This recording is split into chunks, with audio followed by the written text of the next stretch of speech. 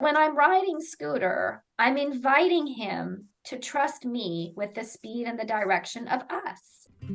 Welcome to the Eden Podcast, where we true the verse of Genesis 3:16, and we discover that God didn't curse Eve or Adam or limit woman in any way.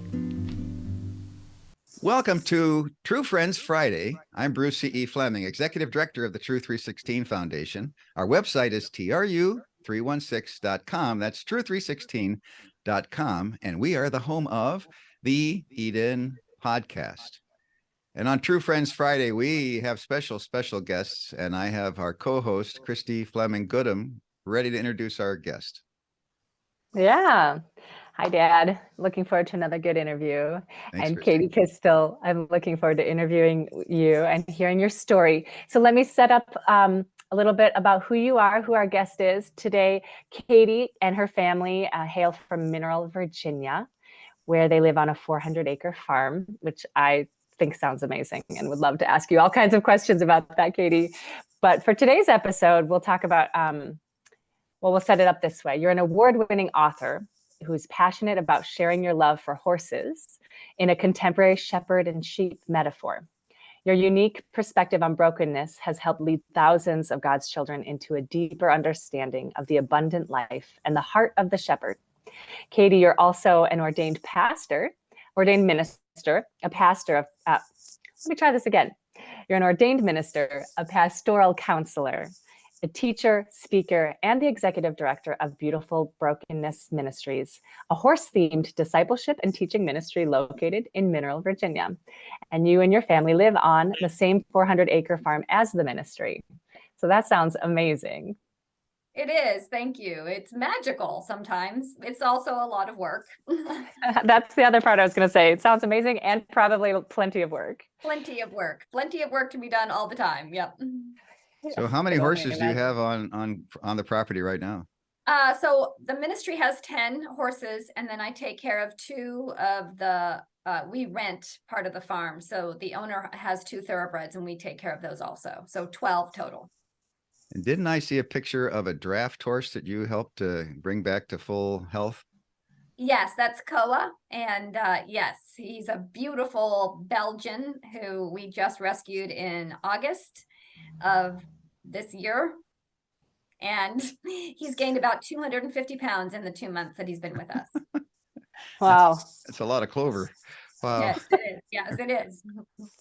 So what's the difference between a thoroughbred on the one side and a draft horse on the other side, a Belgian? Yeah, so primarily size. Thoroughbreds are typically 15 to 16 hands. A hand is 4 inches, and that's the way we measure horses. So Koa is almost 18 hands. So he's almost 6 feet tall at the shoulder. Wow, just at the shoulder. Those were used for what? Pulling major loads, right? Draft horses? He was a plow horse. He was rescued from an Amish community where he'd been a plow horse for years. He has terrible scars on his shoulders from pulling a plow. Mm. Oh, Wow. Yeah. So how do you rescue him? How do you help him get better? Well, so he was, we're just continuing his rescue. He was originally rescued by White Sulphur Springs in Pennsylvania. They rescued him in 2017. They rescued him and his brother. And his brother died a couple days later. They were emaciated. They were starving. So when he came to us, it's because they were noticing that he was having trouble keeping weight on.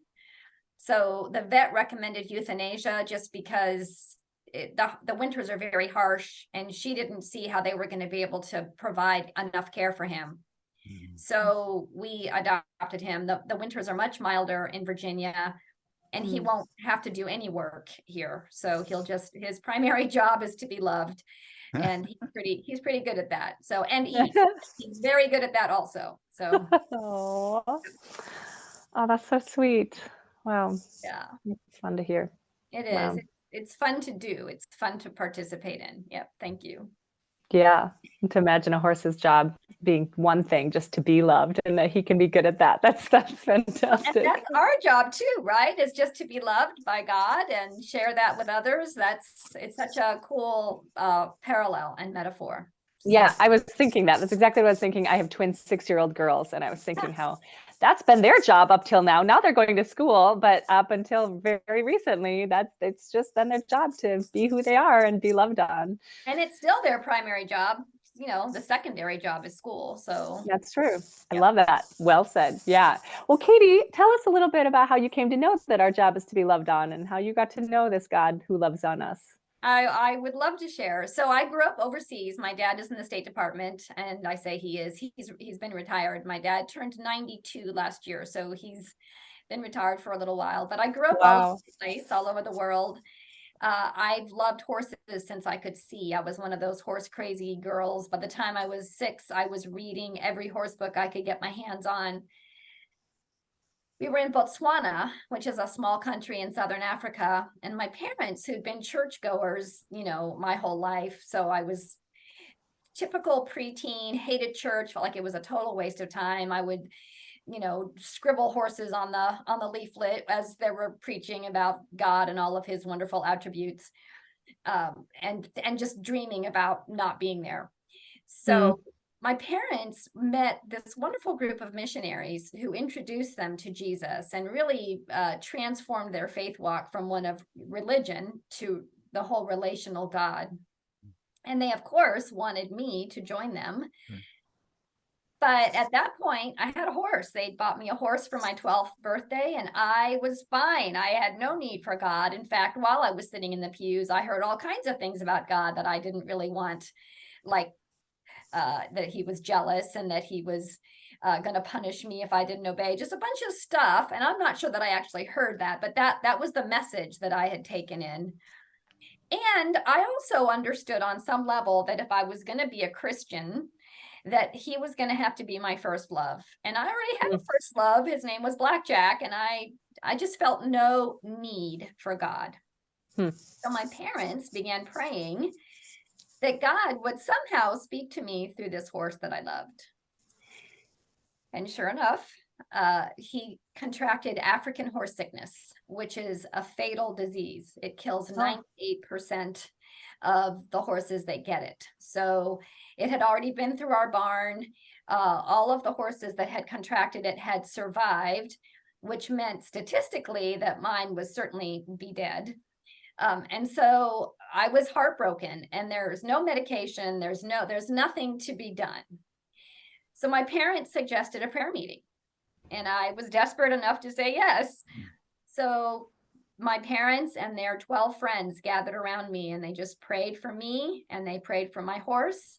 And I raced out to the barn the next day, and he'd been healed.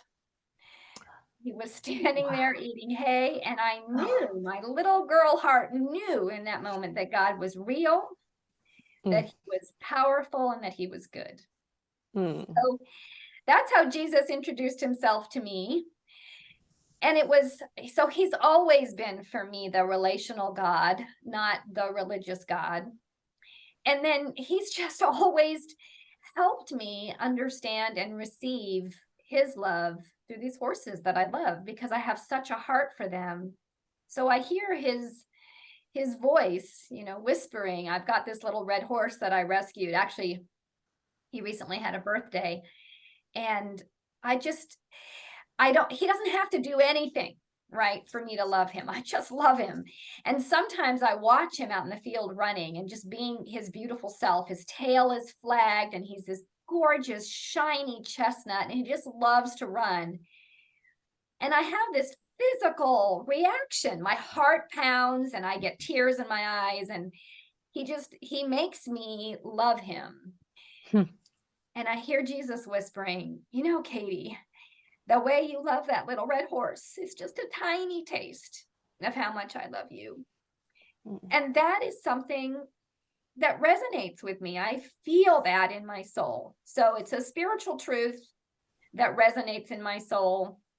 And I think that it is no coincidence or mistake that 80% of girls between the ages of 10 and 18 would identify the horse as their favorite animal. I mean, if you go into any school, any library, anything, and you ask 10 girls, what's your favorite animal? They're going to say the horse. Wow. And I am convinced that that is a God-given hunger for this relationship. And I'm even convinced, and I share this when I teach about why I think horses are so cool, that the way our bodies are shaped, I've got 2 legs and a fanny, to sit on a horse as another picture of what it means to be in union. You know, Scooter doesn't become, when I'm riding Scooter, I'm inviting him to trust me with the speed and the direction of us. It's no longer him and me, it's us moving together as one. And when the Holy Spirit comes into my life, he invites me to trust him with the speed and the direction of us. So it's just another really cool picture. Wow. And then I do want to say, I'm careful to share that I don't believe horses are spiritual. I believe that man was made in the image of God, and that is why we're spiritual. I think to be made in the image of a spirit, that's what it means. I do think horses have a soul, if you define the soul as that unseen place where the mind, will, and emotions live. So his soul responds to my soul and is just a really cool spiritual metaphor. Yeah, that is so beautiful. You make, like, I'm sitting here being like, I want to go out and get my own horse now. I live in the city of Minneapolis, in the city limits, but now I want a horse. Well, I can help you with that. I can, we could scratch that itch. So we'll talk later. Yeah, especially with my 2 little girls, right? Oh, that is so beautiful and just inspiring in the way you lay that out. Like, I'm not wiping away tears, but I'm blinking back those tears in my eyes. That's just so beautiful. Thank you. It's been my life's passion, really, is to share. I think as a pastoral counselor, the biggest issue that I see, and I primarily counsel women, is, and often these women love Jesus, and they sit with me and they share their pain, and they feel like, they've served him well, they've done sort of their end of the bargain, and life is still really hard, and they feel like it shouldn't be. So now we're getting into your ministry story. This sounds great. I love, ever since I first heard about what you were doing, I thought, oh, this is so wonderful. So now what you do is you take herding horses and you have herding believers help them, and then you help the how does that work out? How does that go?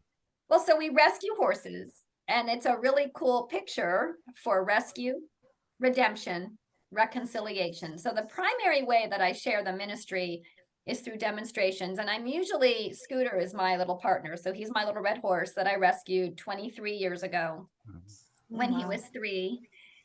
And so I think humans love story. So the idea of sharing God's story through Scooter's story is really cool. So in this story, I represent God in that I'm the rescuer, and Scooter represents us in that he's the one who needs to be rescued, and he belonged, past tense, to a guy who I call Joe, and I belonged, past tense, to the world. I belonged to the enemy. He was the father of the whole economy that I was operating under. And that's how we're born. We're born in Adam, separated from God. That's the whole Genesis, the fall thing. But so what Scooter needed and what I needed was a rescuer. So I went and bought Scooter, and I paid for him with cash, which is a currency completely outside of his economy.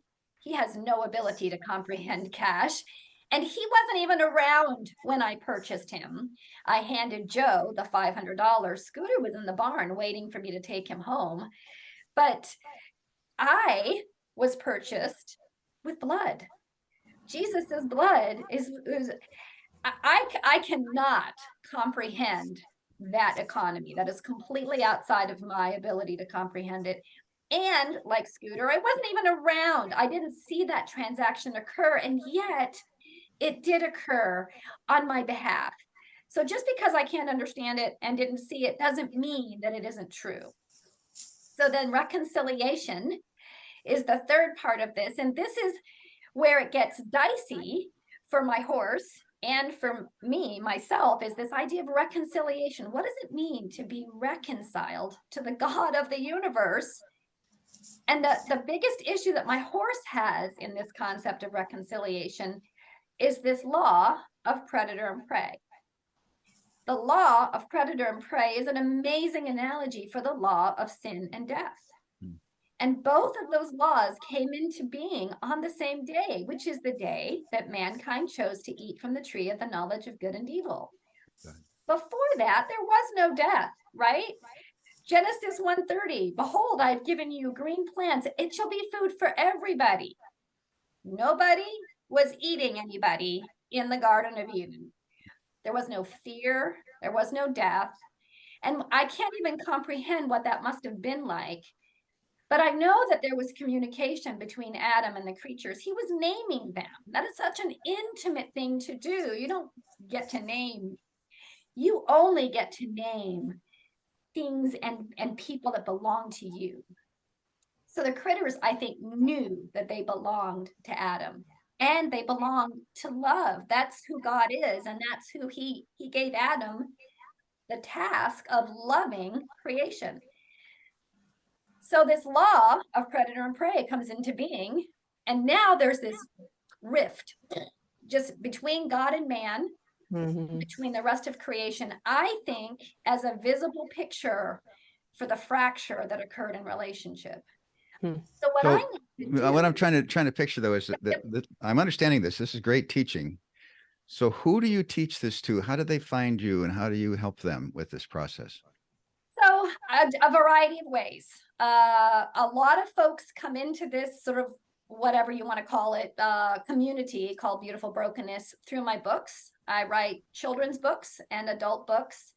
And so the Sunrise Farm, S-O-N, Sunrise Farm series is about a little girl who loves horses more than anything. I have no idea where I came up with this idea. And so kids read that. I have an online classroom through Kajabi called New Life Horsemanship. And so we're about to launch our New Life Horsemanship online horsemanship program. So I'm starting to teach others these discipleship skills and theology so that they can share these metaphors with others. Wow. And then through the court system, I get a lot of folks who need community service or are sent to counseling. And so a lot of them choose, especially girls, choose to come to Beautiful Brokenness because their horse is here. And then churches refer. I'm on I'm on the Charles Stanley referral list. And anyway, so a variety of ways. Wow. Well, I would beat the really cool. door down if I was needing a counseling program and heard about your horse farm. It'd be great. Well, thank you. My sister Debbie, just my little sister, she loved horses too. And I remember she had a white plastic Palomino, and she played with that. You would see the Palomino on the top of the piano or in the kitchen table or in the bathroom or ever. Debbie loved her horse. Her horse. And then later on, she was able to go out to a place and learn and did lessons. And yeah, oh boy, yeah, horsing. Yeah, well, I got to go to camp every summer too, a Christian church camp from our denomination, and they had a horsemanship program. And I remember doing multiple years of that for a week long each summer, and really loving that too. Yeah. Shout out to Camp Chaminade with the largest horse ministry in the state. Yeah, and our one of our other granddaughters is a big time horse person down in Dallas. So every week she's out to the paddock and she's riding her horse. Yeah. It's very prevalent. There are lots and lots of horse lovers. Yeah, I didn't realize that though until you said that. 8 out of 10. I'm like, I can see that now, but I didn't know that. That's cool. Yep. All right. So you have lessons, or you have time when people come out and they get to work on the horses, or how does that go? Well, a variety of ways also. So we do a lot of demonstrations. We serve about 200 people a year. So we have 4-H groups, youth groups, large to small groups. And then often from those groups, individuals will contact me for one-on-one appointments. And I don't do any counseling and, whatever you want to call that. I don't really like to call it counseling, but I don't do one-on-one appointments with more than one, just because it turns into a really intimate opportunity for people to share their pain. The other really cool thing about incorporating horses, I don't like to use the word use because I don't think God uses his kids. I think he uses circumstances for his kids. I think he invites us to participate in his what he's got going on, which is showing everybody how much they're loved. And I don't like to use my horses. I like them to be my partners. So I love that. I had this young lady, this was years ago. She was 16 years old. She'd been in foster care and really a lot of trauma. Parents were drug addicted and just a serious amount of pain, extremely cynical. And so she came to me with her arms folded because she'd been told she was going to counseling. And she just said, "You can't tell me anything." I was like, okay, that's good to know. So I just pulled Scooter out of the field and started playing with him. No ropes, no nothing, just started, doing what I do. And after about 10 minutes, I looked over and she said, actually, I do want to know how you do that. So it was a really cool open door to just start talking with her. And then you don't even have to say, "So what's going on with you today?" It just starts coming out.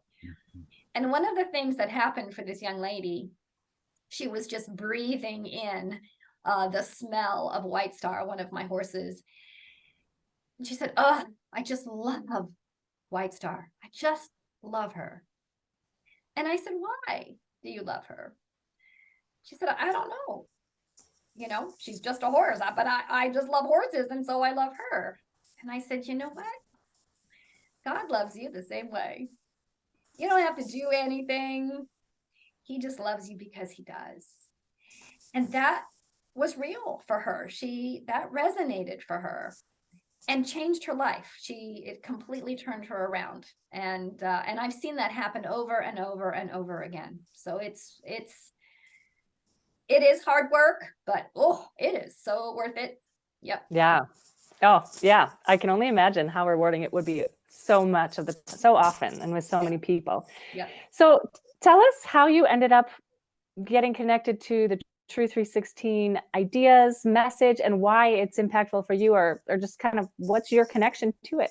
Okay. Well, in 2014, my husband of 26 years said he couldn't be with me anymore. And he moved out of our bedroom and then cut me off financially. And we'd been in a really strange, he didn't physically abuse me, but very abusive emotionally and every other way. And as a counselor, I understood that was, but as a Christian, I also didn't really know what to do with that. And so I just stayed. So in 2014, he's the one who closed the door. And I found myself listening to a podcast with Natalie Hoffman from the Flying Free program. So that's the first time I heard the Tru316 message. For me, I don't usually tell people that I'm an ordained minister because there's such a bias, at least in my community, against women being ordained or speaking or anything. And so it really helped for me peel back some of the layers of pain and misbelief about, why, God, would you prevent me from sharing just because I have estrogen? That just seems so unfair. But then also the sort of unconscious guilt that I'd felt much of my life. Wow. For the woman, she wasn't Eve until after God was explaining what was happening. She was the woman, was her first name.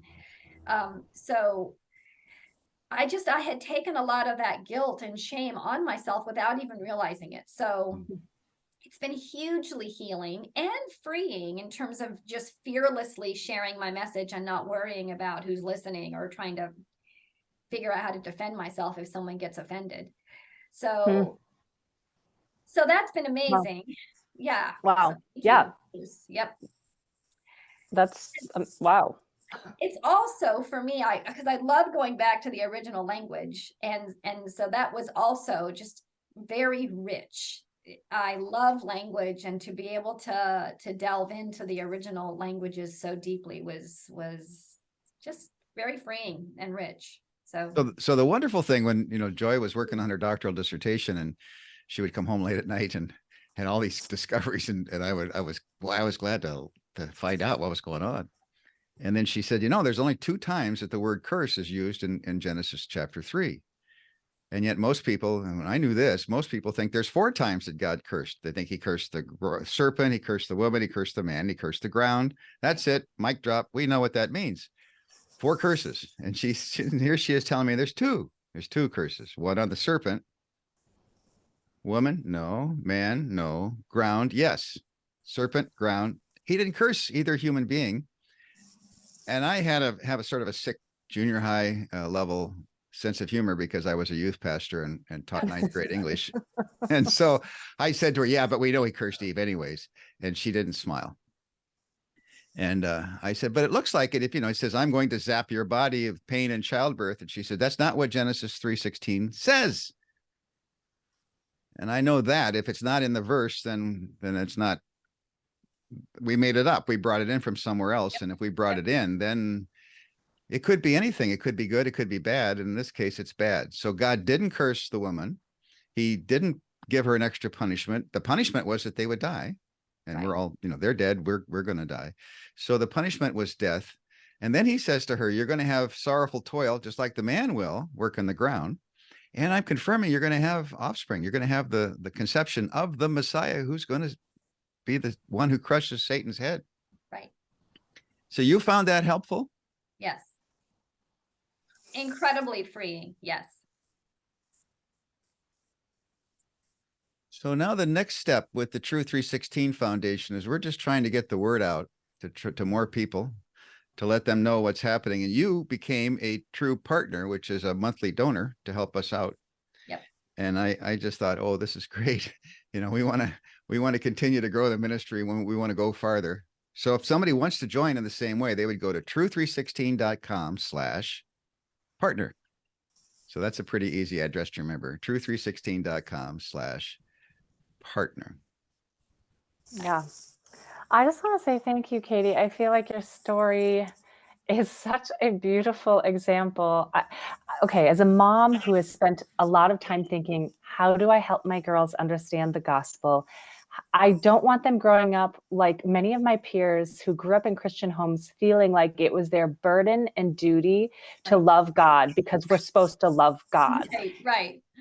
And I think so often of, 1 John tells us we love God because he first loved us. And so our job is to receive that love. And once we've understood it for ourselves, then we can love God, love others. We can love back because we've been loved. You're full. And so I love the story of working with horses and how they just, the ones with you, their job is just to be loved. And that's our job too. And that's what I want my daughters to understand, is be so filled up with love because mommy loves them, daddy loves them, their family loves them, that it is just natural to love in return. And yes, Grandpa Bruce loves them very, very much. He takes them out to the playground and park all the time, and they know how loved they are from Grandpa. That's for sure.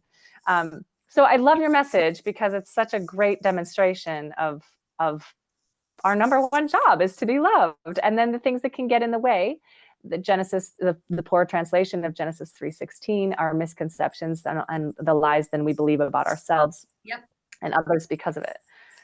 But that we're to be loved, just like those horses. Well, and I think if my picture of who God is broken, then everything else is broken. So the way brokenness is beautiful is that between me and Scooter, this law of predator and prey has been broken by me. I'm the only one who had the power to do it. And between me and Jesus, the law of sin and death has been broken. He's the only one who had the power to do it. And that helps me as I'm trying to make sense of, scripture says the law of sin and death is broken, but there's still plenty of sin and death to go around. And this law of predator and prey has been broken, but you don't have to look very far to see something eating something. And so to understand that it is a personal heart to heart, that's where it's been broken. There's no longer anything between me and Scooter, and there's no longer anything between me and Jesus. And so that's how brokenness is beautiful, is because he has broken anything that prevents me from walking in the freedom that he has purchased for me. Well, this is great. We're going to put some links in the show notes, and if people want to know how they can horse around with you, we'll have and read your books. So we'll make sure we get the news out for that. Great. Thanks so Thank much you. for being a true partner, Katy. And we Thank really you, love Katy. what the Lord is doing in your heart and your life and in your horses. Thank you. And thank you, Christy. Thank you. Yes, my pleasure. Thank you so much, Katy. All right. We'll see you in the round pen. Yes. Take care. Okay. Thanks. Bye-bye. Tru316 Foundation is the home of the Eden podcast. Join us for $3.16 a month or more. Let's true the verses on the key passages on women and men. Go to tru316.com/partner.